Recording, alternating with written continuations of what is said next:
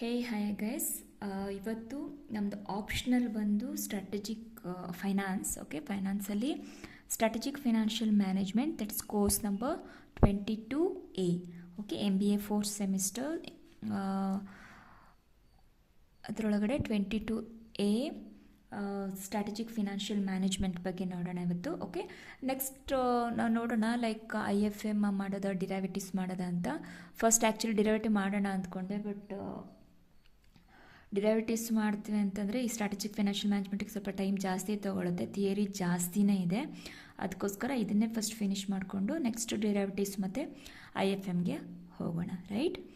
So ಇಲ್ಲಿಗೆ ನಮ್ಮ already 3 complete ಆಗಿದೆ. ಕಾಮನ್ ಸಬ್ಜೆಕ್ಟ್ಸ್ ಕಂಪ್ಲೀಟ್ ಆಗಿದೆ. ಈಗ ಬಂದಿರೋದು specialised finance subjects. Okay, strategic financial management, international financial management and derivatives. International financial management and ಡಿರೈವೇಟಿವ್ಸಲ್ಲಿ ಏನು ಮಾಡೋಣ, ಫಸ್ಟ್ ಥಿಯರಿ ಬೇಸಿಸನ್ನು ಕವರ್ ಮಾಡಿಕೊಂಡು ನೆಕ್ಸ್ಟ್ ಟೈಮ್ಸ್ ಉಳಿದಾಗ ನಾವು ಪ್ರಾಬ್ಲಮ್ ಸಾಲ್ವ್ ಮಾಡೋಣ. ಯಾಕಂದರೆ ಒಂದೊಂದು ಪ್ರಾಬ್ಲಮ್ಗೆ ತುಂಬ ಟೈಮ್ ತೊಗೊಳ್ತಾ ಇದೆ. ಅಷ್ಟು ಮಾಡಿನೂ ಆ ಪ್ರಾಬ್ಲಮೇ ಬರುತ್ತಾ, ಬೇರೆ ಪ್ರಾಬ್ಲಮ್ ಬರುತ್ತಾ ಅನ್ನೋದು ನಮ್ಗೆ ಗೊತ್ತಿಲ್ಲ. ಸೊ ಕೇಸ್ ಸ್ಟಡಿಯಲ್ಲಿ ಒಂದು ಕಂಪಲ್ಸಿವ್ ಆಗಿ ಪ್ರಾಬ್ಲಮ್ಸನ್ನು ಕೊಡ್ತಾ ಇದ್ದಾರೆ, ಪ್ಲಸ್ 10 ಮಾರ್ಕ್ಸಲ್ಲಿ ಒಂದು ಕೊಡ್ತಾರೆ, ಬಟ್ ಅಲ್ಲಿ ನಮ್ಮ ಚಾಯ್ಸ್ ಇರುತ್ತೆ ಥಿಯರಿಯನ್ನು ಚೂಸ್ ಮಾಡ್ಕೊಳ್ಳೋಕ್ಕೆ. ಸೊ ಓವರಾಲ್ 80 ಮಾರ್ಕ್ಸಲ್ಲಿ ನಮಗೆ ಇನ್ ಕೇಸ್ ನಾವು ಕೇಸ್ ಸ್ಟಡಿ ಸುಮ್ಮನೆ ಟಚ್ ಮಾಡಿಬಿಡ್ತೀವಿ ಅಂದ್ರೂ it is only for 15 ಮಾರ್ಕ್ಸಲ್ಲಿ 65 marks ಆಗುತ್ತೆ. 65 ಮಾರ್ಕ್ಸಲ್ಲಿ ನಾವು ಮಿನಿಮಮ್ ಎಷ್ಟು ತೆಗಿಬೇಕಾಗತ್ತೆ, 35 ಅಂದರೆ 50% ಅಷ್ಟು ನಾವು ತೆಗಿಬೇಕಾಗತ್ತೆ. ಸೊ ಆ ಬೇಸಿಸ್ ಮೇಲೆ ಫಸ್ಟು ಥಿಯರಿಯನ್ನು ಕವರ್ ಮಾಡೋಣ. ಥಿಯರಿ ಕವರ್ ಮಾಡಿ ನೆಕ್ಸ್ಟ್ ಟೈಮ್ ಸೇವ್ ಆದರೆ ನಾವು ಪ್ರಾಕ್ಟಿಕಲ್ಗೆ ಹೋಗೋಣ. ಈಗ ಸ್ಟ್ರಾಟಜಿಕ್ ಫಿನಾನ್ಷಿಯಲ್ ಮ್ಯಾನೇಜ್ಮೆಂಟನ್ನು ಸ್ಟಾರ್ಟ್ ಮಾಡ್ತೀನಿ. ಓಕೆ, ಸೊ ಸ್ಟ್ರಾಟಜಿಕ್ ಫೈನಾನ್ಷಿಯಲ್ ಮ್ಯಾನೇಜ್ಮೆಂಟಲ್ಲಿ first comes to the strategy ಅಂದರೆ ಏನು, ನಾವು ಸ್ಟ್ರಾಟಜಿಕ್ ಮ್ಯಾನೇಜ್ಮೆಂಟ್ ನೋಡಿದ್ವಿ ಯಾವುದರಲ್ಲಿ, ಕಾಮನ್ ಸಬ್ಜೆಕ್ಟಲ್ಲಿ. It is a strategic financial management. Okay, strategy a flexible approach for achieving a desired results with sustainable success. ಒಂದು strategy ಅಂದರೆ ಏನು, ಒಂದು ಪ್ಲ್ಯಾನ್. ಫಾರ್ ಎಕ್ಸಾಂಪಲ್ ನಾನು ಹೇಳಿದ್ದೆ, ಬೆಂಗಳೂರಿಂದ ಮೈಸೂರಿಗೆ ಹೋಗಬೇಕು ಅಥವಾ ಬೆಂಗಳೂರಿಂದ ಹೈದ್ರಾಬಾದ್ಗೆ ಹೋಗ್ಬೇಕು ಅಂತಂದರೆ ನೀವೊಂದು ಪ್ಲ್ಯಾನ್ ಮಾಡ್ತೀರಾ. ಕರೆಕ್ಟಾಗಿ ಪ್ಲ್ಯಾನ್ ಮಾಡಿ ಟೈಮ್ ಟು ಟೈಮ್ ಈ ಥರ ಇಲ್ಲಿಂದ ಕ್ಯಾಬಲ್ಲಿ ಹೋಗ್ತೀವಿ, ಟ್ರೈನಲ್ಲಿ ಹೋಗ್ತೀವಿ, ಈ ಟ್ರೈನ್ಗೆ ಹೋಗ್ತೀವಿ, ಇಂಥಲ್ಲಿ ಇಳಿತೀವಿ, ಇಂಥಲ್ಲಿ ರೆಸಿಡೆನ್ಷಿಯಲ್ ಪರ್ಪಸ್ಗೋಸ್ಕರ ಇರ್ತೀವಿ ಅನ್ನೋದು ಎಲ್ಲ exact time to time, pin to pin ನಾವು ಪ್ಲ್ಯಾನ್ ಮಾಡೋದಕ್ಕೆ ಸ್ಟ್ರಾಟಜಿ ಅಂತ ಹೇಳ್ಬೋದು. Okay, strategy a flexible approach for achieving the desired results with sustainable success. Action plan. Strategy is a tactical, flexible way of solving routine and non-routine problems, implementing the policy smoothly, launching every possible threat to the competition or to anybody who creates the problems. ಏನು ಮಾಡ್ತೀವಿ, ಒಂದು routine ನಾನ್ routine problems ಏನಿದೆ ಅದನ್ನೆಲ್ಲ solve ಮಾಡೋಕ್ಕೋಸ್ಕರ, ಪಾಲಿಸಿಗಳನ್ನ implement ಮಾಡೋಕ್ಕೋಸ್ಕರ ಸ್ಟ್ರಾಟಜಿಯನ್ನು use ಮಾಡ್ತೀವಿ. Strategic financial management aim for wealth maximisation through the accelerating effect. First main ಏನಿತ್ತು, wealth maximisation through the accelerating effect through permutations and combinations. ಬೇರೆ ಬೇರೆ ಪರ್ಮುಟೇಷನ್ ಕಾಂಬಿನೇಷನ್ ಮಾಡಿ ಯಾವ ಥರ ನಮ್ಮದು ವೆಲ್ತ್ ಮ್ಯಾಕ್ಸಿಮೈಸ್ ಮಾಡ್ಬೋದು, ಅದರದ್ದು ಇಫೆಕ್ಟನ್ನು ಜಾಸ್ತಿ ಮಾಡ್ಬೋದು ಅನ್ನೋದೇ strategic financial management. It is a permutation and combination of value chain contributors. Depends on the constant rate and volume of growth. Depends on the constant rate and volume of growth. Wealth acceleration attempts requires the utmost understanding of the complex relationship between the asset utilization efficiency and market handling efficiency.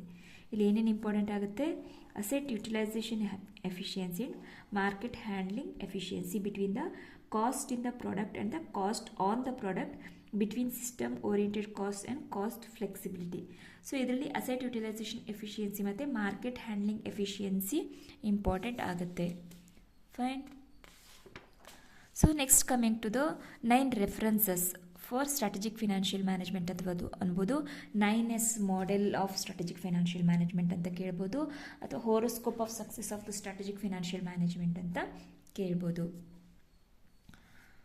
So this is 9S model of strategic financial management. The soul searching for continued benchmarking. Okay, strategy audit ಇರ್ಬೋದು, innovation ಇರ್ಬೋದು, policy audit ಇರ್ಬೋದು. So this are all comes under the soul searching for continued benchmarking. Continue ಆಗಿ ಒಂದು bench marking, comparative study ಮಾಡೋಕ್ಕೋಸ್ಕರ ನಾವು use ಮಾಡ್ತೀವಿ. Then first comes from the sustainability. Sustainability ಏನಿರುತ್ತೆ, rate of interest in managing new competitors, okay, business strategy, ಇವೆಲ್ಲ ಸಸ್ಟೈನೇಬಿಲಿಟಿಲಿ ಬರುತ್ತೆ. ಕಾಂಪಿಟೇಟರ್ಸ್ನ ಮ್ಯಾನೇಜ್ ಮಾಡಬೇಕು ಪ್ಲಸ್ ಬಿಸ್ನೆಸ್ ಸ್ಟ್ರಾಟಜಿಯನ್ನು manage ಮಾಡೋದಿರುತ್ತೆ.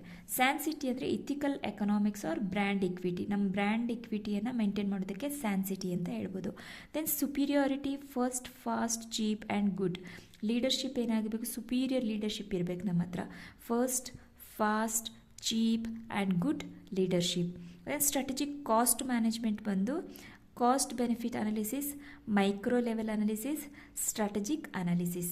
Micro level strategic analysis, cost benefit analysis, ಅದರಲ್ಲಿ ಸ್ಟ್ರಾಟಜಿಕ್ ಕಾಸ್ಟ್ ಮ್ಯಾನೇಜ್ಮೆಂಟ್ ಮಾಡುವಂಥದ್ದು. Then sensitivity, time and ability to respond. Sensitivity, time and ability to respond. Information management, generalist data, technical information, it will convert into commercial data. Then quality of the product and reduced overhead costs. Okay, so sensitivity, time, ability to respond. S, one S ಏನು ಬಂದಿದೆ, sensitivity, ಟೈಮಿಗೆ sensitive ಆಗಿರಬೇಕು ಮತ್ತು ability to respond ಆಗಿರಬೇಕು. ಇದರೊಳಗೆ information management ಮಾಡ್ತೀವಿ. General data we can convert in to commercial data using technical information. Then quality of the product, then reduce the overhead cost. Okay, then systems ಏನು ಬರುತ್ತೆ, supportive mechanism, technology, accounting, information and operation. ಇಲ್ಲೇನಿರುತ್ತೆ, ಸಿಸ್ಟಮ್ಸಲ್ಲಿ ಏನಿರುತ್ತೆ, supportive mechanism, technology, accounting, information and operation. Okay,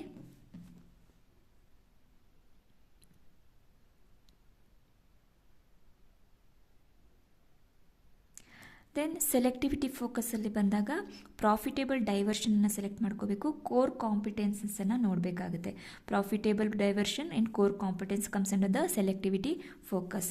then structural flexibility ಅಂತಂದ್ರೇನು, qualitative and quantitative adaptability and adjustability, human, financial, technical, entrepreneur system. So ಇವೆಲ್ಲವೂ ಕೂಡ structural ಫ್ಲೆಕ್ಸಿಬಿಲಿಟಿಯಲ್ಲಿ ಬರುತ್ತೆ. Human resource ಇರ್ಬೋದು, technical ಇರ್ಬೋದು, ಫಿನಾನ್ಷಿಯಲ್ ಇರ್ಬೋದು. Okay, and qualitative and quantitative adaptability and adjustability. So these are all the 9S model of strategic financial management. Fine. Soul searching for continued benchmarking, structural flexibility, sustainability, sanctity, superiority, strategic cost management, sensitivity, systems, selectivity, focus. Next coming to the unit 2, ಅದು unit 1 complete ಆಯಿತು. So next coming to the unit 2, that is financial planning and analysis. Financial planning ಅಂದರೆ ಏನು ಅಂತ ಕೇಳ್ಬೋದು, financial planning scope ಹೆಂಗಂತ ಕೇಳ್ಬೋದು. Okay, next process of financial planning ಕೇಳ್ಬೋದು.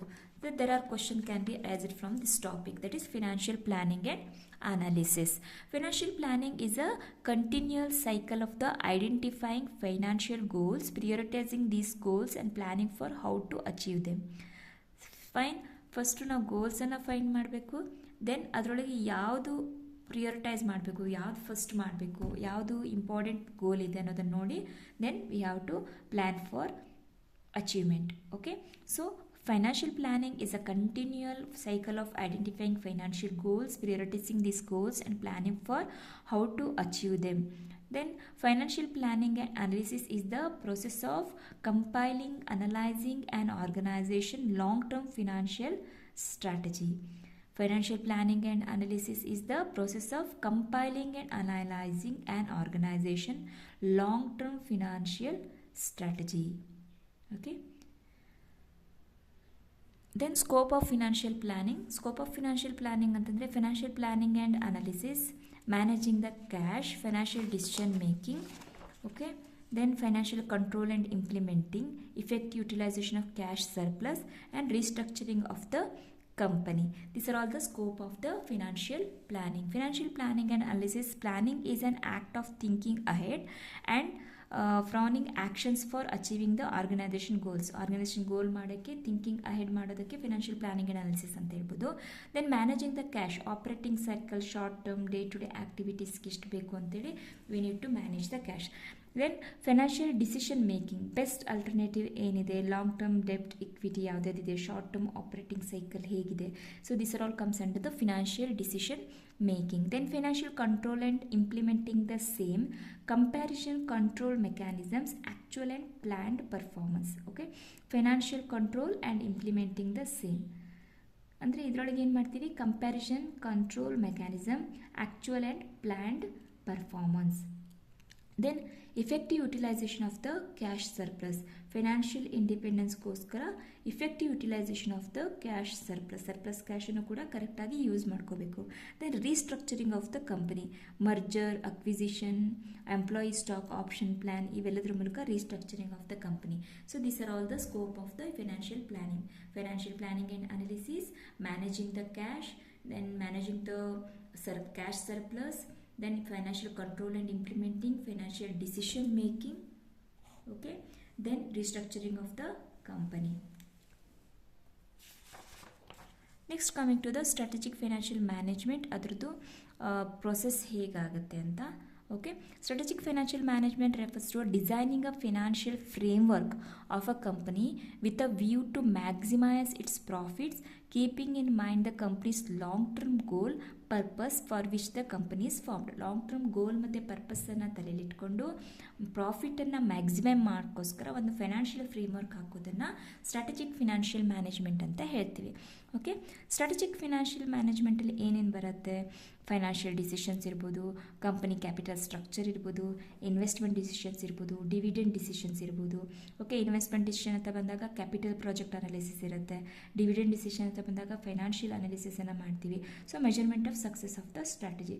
So ಇದೆಲ್ಲದರ ಮೇಲೆ ನಾವು ಒಂದು ಸ್ಟ್ರಾಟಜಿ ಸಕ್ಸಸ್ಫುಲ್ ಆಗಿದೆಯೋ ಇಲ್ಲೋ ಅಂತ ಮೆಷರ್ ಮಾಡ್ಬೋದು.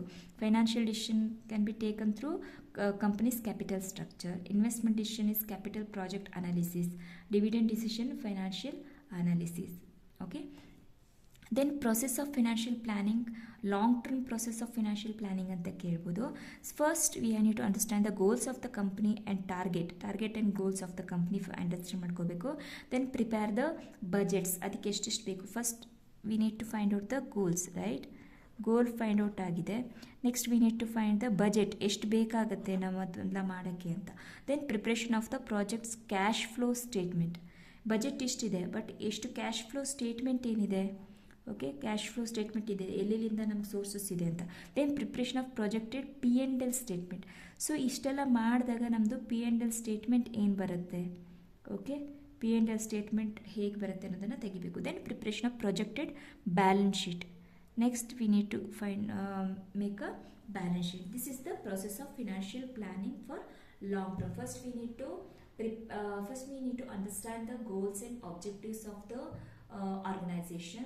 Then we need to do the budgeting of that, budget allocation or preparation of the budget. Then preparation of the projected cash flow statement.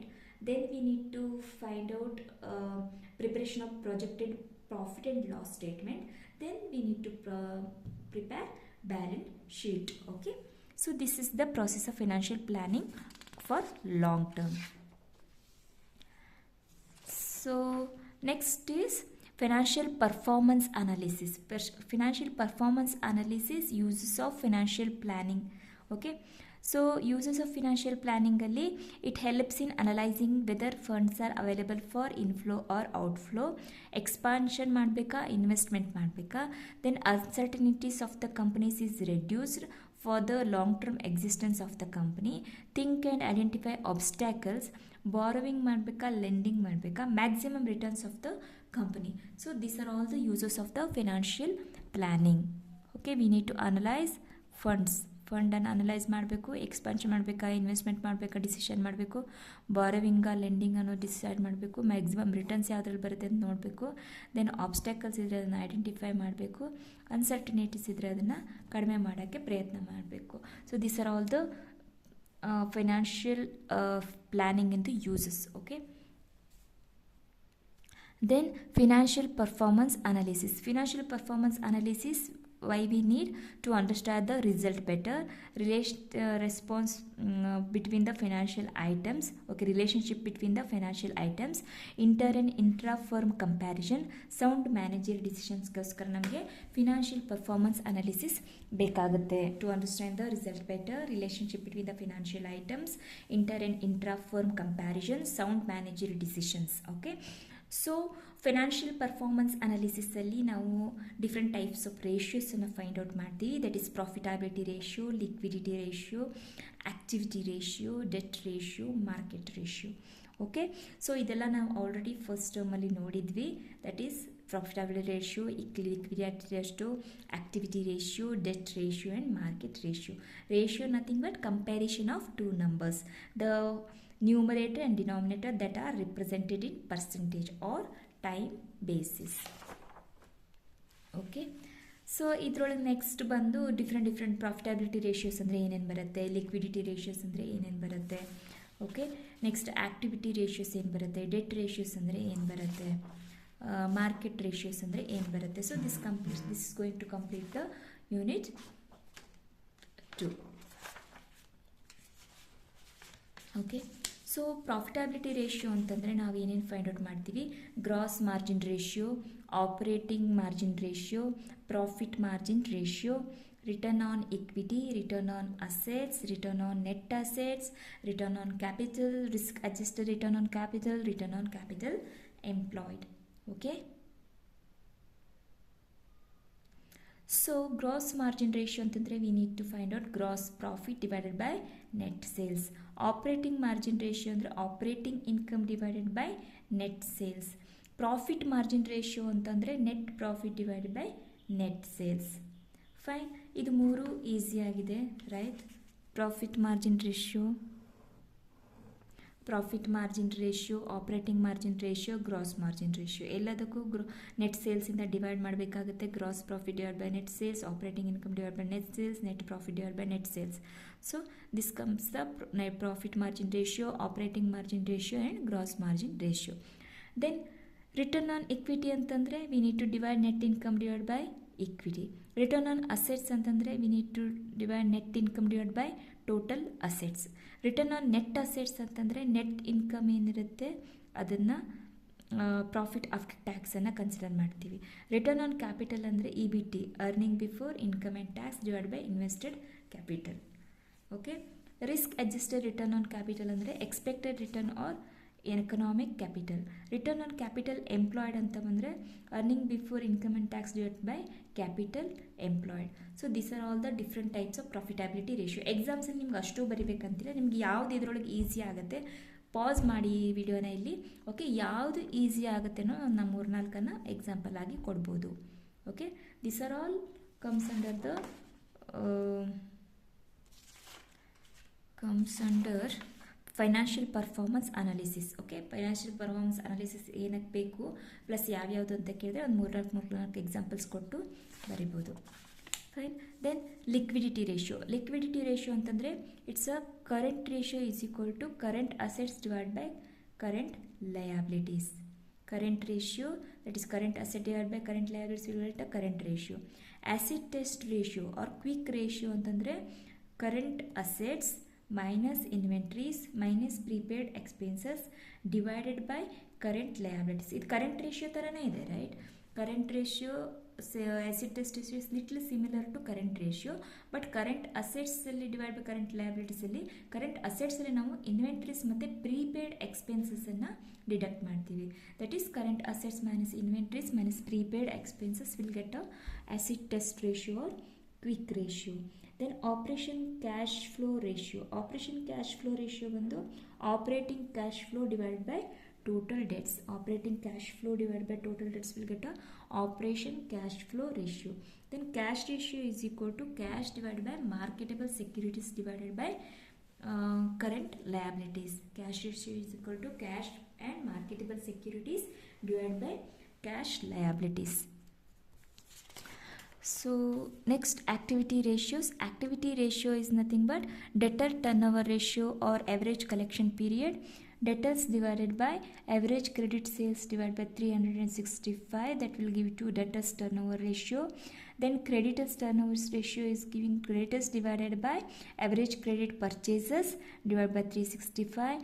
Inventory turnover ratio ಅಂತಂದರೆ inventory divided by cost of goods divided by 365.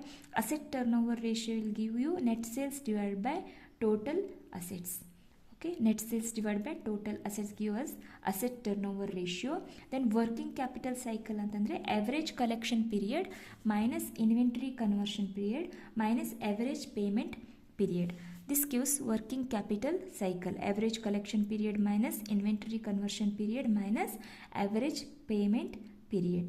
Then debt ratios ಅಂತ ಬಂದರೆ proportion between the debt and the total assets.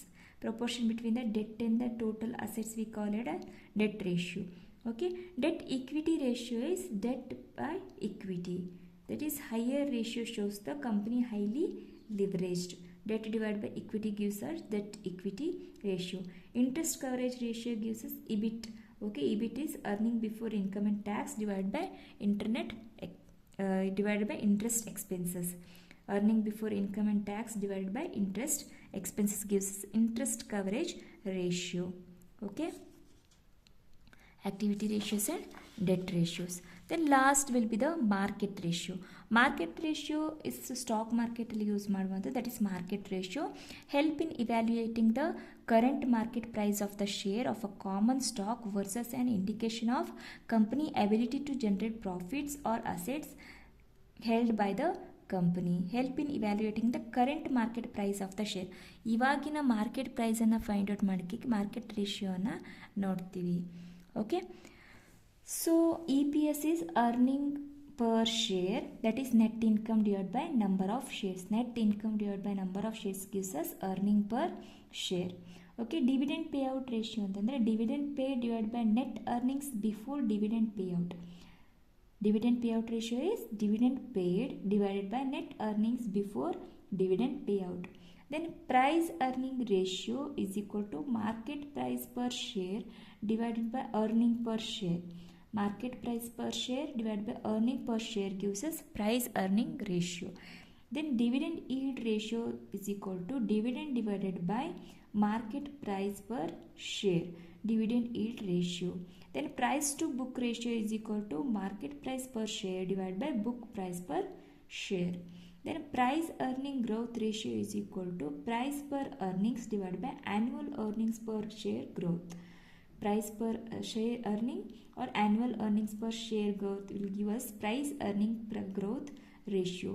So these are all the different types of market ratios. Okay, stock market ratios ಅಂತಲೂ ಹೇಳ್ಬೋದು. Then we'll come to the Unit 3. So this one we will take it in the next session. Unit 3, that is capital structure, dividend policy, financial innovations. Okay, ಇವೆಲ್ಲವೂ ಕೂಡ unit 3 ಅಲ್ಲಿ ಬರುವಂಥದ್ದು. Module 1 unit 3 strategic financial management.